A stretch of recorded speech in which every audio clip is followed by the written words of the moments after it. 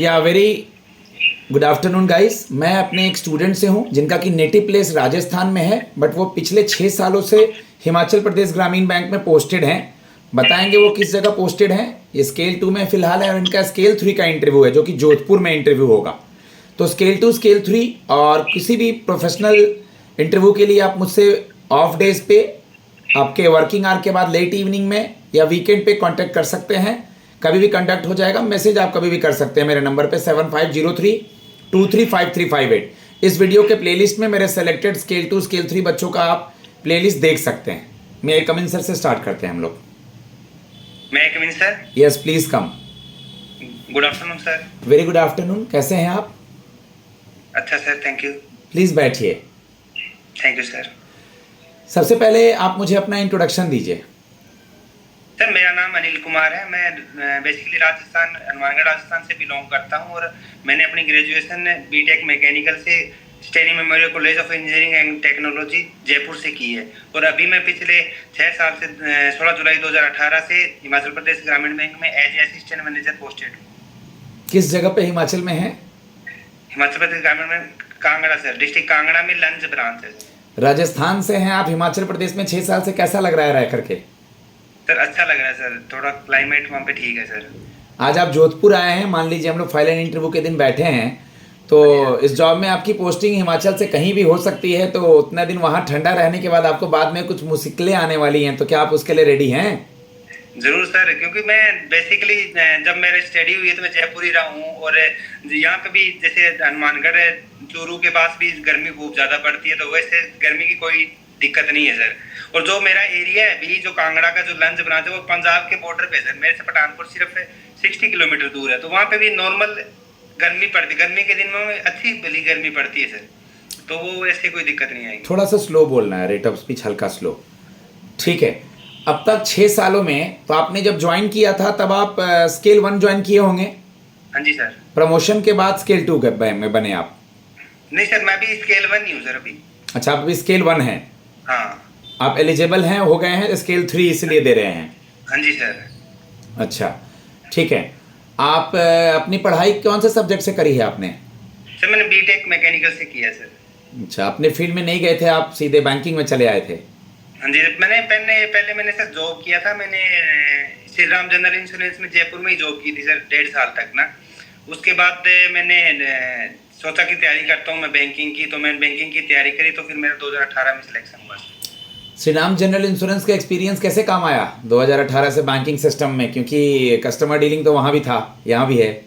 Sir customer dealing वहाँ पे ये था ना, वो कॉन्फिडेंस बना बात करने का ना, किसी कस्टमर से बात करना, कैसे करना है, क्या करना है उसके। क्योंकि मैं क्लेम डिपार्टमेंट में था सर उस टाइम ना। जैसे किसी गाड़ी का एक्सीडेंट हो तो उसके क्लेम्स हमारे पास आते थे, तो उनके साथ नेगोशिएशन करना, उनको कन्विंस करना कोई चीज़ में, तो उस चीज़ का मेरे को बड़ा फायदा हुआ इस बैंकिंग सेक्टर के अंदर सर। ओके अनिल, आप अभी कांगड़ा में पोस्टेड हैं? हाँ जी सर। आज आप कांगड़ा से आ रहे हैं जोधपुर, तो कांगड़ा का क्या टेम्परेचर है अभी? सर अभी कांगड़ा का 25 डिग्री सेल्सियस है। आपके प्रोफाइल पे आते हैं, किस हाँ जी प्रोफाइल पे हैं आप? रिकवरी वगैरह में हैं या क्या देखते हैं? सर मैं अभी क्रेडिट का भी देखता हूँ और रिकवरी का भी देखता हूँ सर, एनपीए रिकवरी का। और क्योंकि ग्रामीण बैंक अभी पोस्ट है हमारी वहाँ पे स्केल 1 है, मैं अकेला ही हूँ, तो फिर मैं जनरल बैंकिंग का भी देखता हूँ सर साथ। कितने स्टाफ है ब्रांच में? अभी सर 4 का स्टाफ है सर। ओके, कौन से स्केल का ब्रांच है? सर स्केल 2 का ब्रांच है। ओके, कासा कितना है ब्रांच का? सर कासा ब्रांच का एग्जैक्ट याद नहीं सर। चेक कर लीजिएगा कितने करोड़ का कासा है, पूछ सकते हैं वो। एनपीए कितना है उसमें से, और मतलब लोन? और एनपीए सर अभी हमारा 10 लाख है सर। 10 लाख है। लोन कितना दे रखा आप लोगों ने मार्केट में? मार्केट में सर अभी लोन हमारे 10 करोड़ 20 लाख है सर। 10 करोड़ 20 लाख है। मुख्यतः एनपीए किस रीजन में है, किस पर्पस के लिए एनपीए ज़्यादा है? सर बेसिकली अभी एनपीए वो सबसे बड़ा अकाउंट हमारा एजुकेशन लोन का है सर एक ना, और उसके अलावा 3 या 4 अकाउंट हमारे केसीसी के हैं और एक सर पर्सनल लोन का अकाउंट है। ठीक है। एक वर्ड सुने हैं, एसेट रिकंस्ट्रक्शन कंपनी, एआरसी? हाँ जी सर। क्या होता है ये? Asset reconstruction company mainly sir जैसे बैंकों में एनपीए है, तो गवर्नमेंट ने सोचा कि कुछ एक ऐसी कंपनीज बनाते हैं जिसके अकॉर्डिंग जो बैंकों के एनपीए को खरीदेगी, मतलब किसी के बैंक का मान लो 1 करोड़ का एनपीए, अगर बैंक से रिकवर नहीं हो पा रहा है, बैंक अनेबल है, तो वो बैंक क्या करेगा, उस एनपीए को एज ए डिस्काउंटेड रेट पे जैसे 80 लाख में एआरसी उससे खरीद लेगी, आराम से। ठीक है। और उसके बाद उसके अंदर जो रिकवरी का काम रहेगा वो एआरसी करेगी। मैंने ये सवाल आपसे इसलिए पूछा कि हाँ जी सर। मतलब बैंकों को एनपीए बेचने की जरूरत क्यों पड़ जाती है, मतलब क्या ऐसी स्थिति आती है? आप तो जॉब कर रहे हैं 6 साल से, बैंक का लोन मेजरली एनपीए होने का क्या रीजन आपको दिखा है अपने एक्सपीरियंस से आज तक 6 सालों में?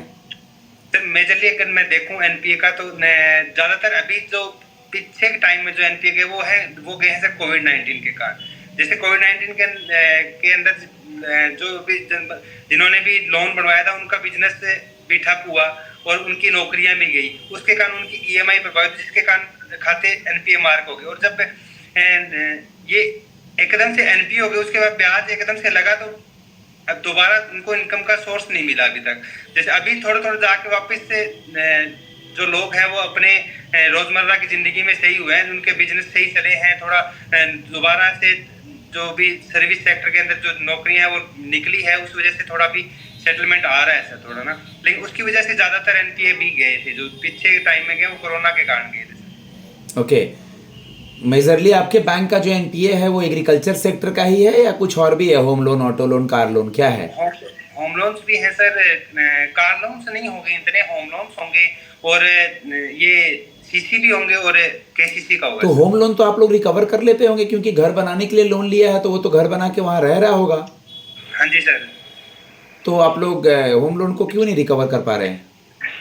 कुछ एक खाते ऐसे होते हैं सर जिसमें पहले का जैसे भी कोई हो तो कुछ हुआ हो, जैसे कई बार क्या होता है कि फ्रॉड होता है, जैसे कोई घर का लोन लिया, उसने मॉर्टगेज किसी दूसरी बिल्डिंग की करवा दी, ठीक है। तो उस टाइम पहले पुराने जो केस थे, पुराने हैं सर, हाउस लोन होंगे जो एनपी होंगे, नए तो पुराने बिल्डिंग की करा दी तो आप लोग क्या प्रॉपर वेरिफिकेशन, चेकआउट ये सब नहीं करते हैं? नहीं सर, अभी तो पूरा होता है सर, अभी तो कोई दिक्कत ही नहीं, अभी तो पूरा होता है। लेकिन पहले कुछ से खाते होते थे जिनमें स्क्रूटनी नहीं हुई होगी, तो जिसमें मतलब तो फ्रॉड हुआ होगा, तो उस पे सरफेसी भी अभी आप अपने ब्रांच के हेड ऑफ ही हैं? नहीं सर, अभी स्केल 2 सर है सर हमारे ना। स्केल 2 सर कहाँ से हैं? सर हिमाचल प्रदेश से ही है। स्केल 2 हैं, एक आप स्केल 1 हो गए, क्लर्क भी हैं? हाँ जी सर, एक कैशियर है सर। एक क्लर्क है और एक कैशियर है सर। अच्छा, दोनों क्लर्क है? सिंगल विंडो ऑपरेटर सर, एक है ना कैशियर। दोनों क्लर्क है। आपके ब्रांच का कोई एफडी का पॉपुलर स्कीम हिमाचल ग्रामीण बैंक का? तो अभी एक सवनिधि के नाम से हमारे बैंक ने लॉन्च करी है सर, 515 डेज की स्कीम ना। क्या ब्याज दे रहे हैं आप लोग? 7.25 दे रहे सर इसमें ना। कौन सा स्पॉन्सर बैंक है आपके बैंक का? Punjab national bank. पीएनबी का किसी के साथ इंश्योरेंस के लिए टाई अप है क्या? Yes sir. किसके साथ? पीएनबी मेट लाइफ के साथ सर। मेट लाइफ के साथ टाई अप है। आपके ब्रांच में कितने तरह के अकाउंट्स अवेलेबल हैं? क्या क्या कस्टमर को आप लोग दे सकते हैं पैसा सेविंग करने के लिए? सर हमारे यहाँ एफडी है, आरडी है, सेविंग अकाउंट है, करंट अकाउंट है, और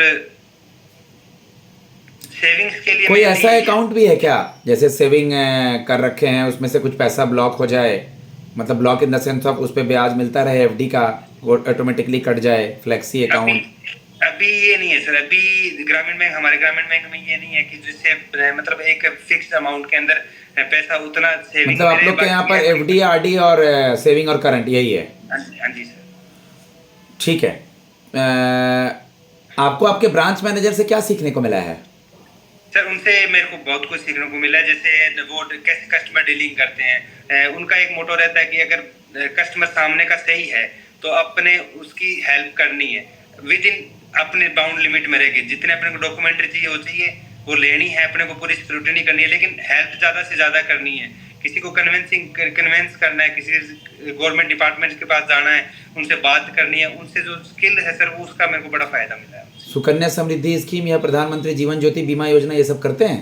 हाँ जी सर। इन दोनों के बारे में बताएं। सुकन्या समृद्धि नहीं करते सर, जीवन ज्योति बीमा करते हैं। बताएंगे इसके बारे में कुछ? हाँ जी सर।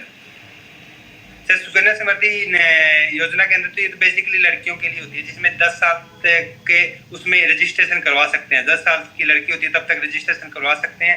उसमें मिनिमम 1000 रुपये जमा करवा सकते हैं, मैक्सिमम 1.5 लाख रुपए तक जमा करवा सकते हैं, ठीक है। और इसके अंदर इसमें एटीसी के अंदर, इनकम टैक्स एटीसी के अंदर इसकी छूट भी मिल जाती है सर। और जब ये लड़की 18 साल की मेजर होती है, फिर उसके शादी होती है, उस टाइम ये पैसा मैच्योर होता है, उस टाइम वो लड़की को मिलता है सर वो पैसा।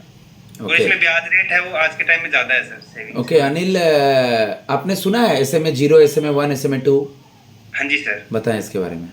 तो एसएमए के full form special mention account होते हैं। जैसे कोई भी खाता अगर रन किया जाता है 90 डेज के बाद, लेकिन उससे पहले की जो कैटेगरी रहती है वो एसएमए रहती है, स्पेशल मेंशन। जैसे अगर कोई खाता 30 दिन तक इरेगुलर रहता है, 30 दिन के अप टू 30 डेज, तो वो एसएमए 0 रहता है सर, उसको एसएमए 0 बोलते हैं। अगर कोई खाता 30 दिन से लेकर 60 दिन के बीच में इरेगुलर है तो उसको एसएमए 1 बोलते हैं। और 60 से 90 दिन के बीच में अगर कोई है तो उसको एसएमए 2 बोलते हैं सर। क्रॉस चेक का दूसरा नाम? किसका sir? Cross check, 2 parallel line, check के लेफ्ट हैंड साइड ऊपर। क्रॉस चेक का दूसरा नाम sir? Cross check is parallel line डली है चेक के ऊपर लेफ्ट हैंड साइड पे, तो अकाउंट पे ही चेक हुआ वो। अच्छा, अकाउंट पे चेक। ये बात नहीं पता क्या आपको? ये पता है, इसका दूसरा नाम अकाउंट पे ही का पता है सर। अकाउंट पे ही चेक, मैंने क्या बोला, लेफ्ट हैंड साइड पे अपर पे 2 पैरेलल लाइन डली हुई है। जी सर। अगर मैं कैंसल बोलूंगा तब तो वो ऐसे क्रॉस हुआ, हाँ जी सर। कैंसल। ठीक है, डीडी और चेक में 2 difference. Sir check on demand draft है, उसके अंदर सर पैसा है वो बैंक पहले ले लेता है, उसमें वो कभी बाउंस नहीं होते सर।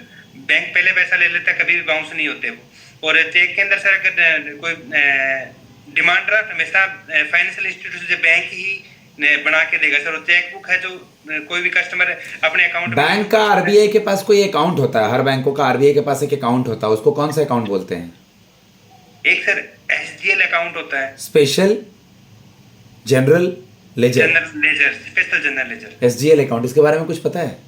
सर इसमें बेसिकली गवर्नमेंट सिक्योरिटीज रहती है।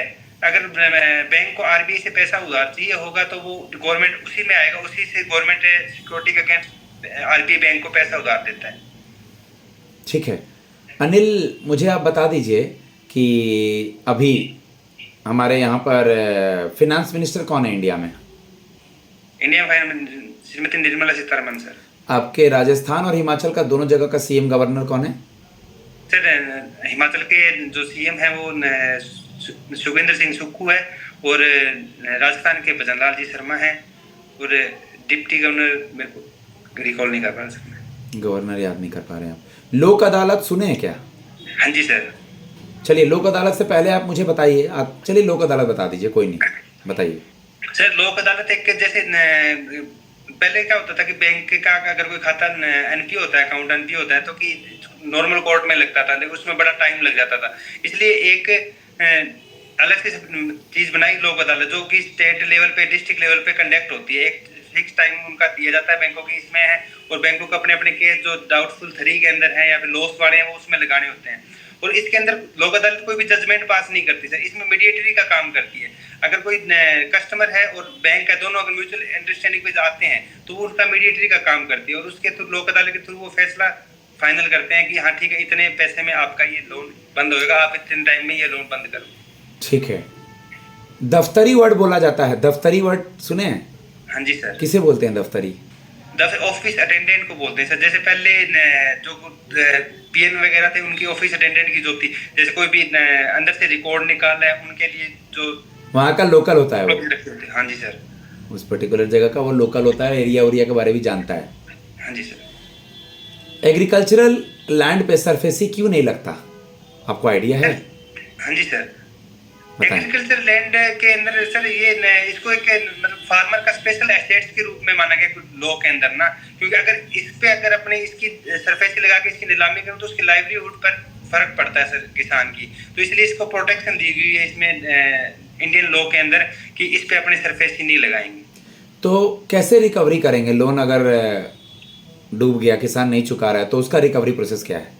सर अगर किसान लोन नहीं चुका रहा तो उसके लिए सर अलग है, जैसे अपने डीआरटी में भी जा सकते हैं अगर बड़ा लोन है कोई तो ठीक है, और इसके लोक अदालत से भी कर सकते हैं, या फिर सर अपने आरओसी फाइल होता है सर तहसीलदार के थ्रू, जिसके अंदर उसको एक नोटिस निकलता है कि आपका ये पैसा जल्दी जमा कीजिए वरना आपकी जमीन की, तो उससे सर प्रेशर पे आके ना वो DRT डेप्ट रिकवरी ट्रिब्यूनल और DRAT डेप्ट रिकवरी एपेनल ट्रिब्यूनल, इन दोनों के बारे में बताइए।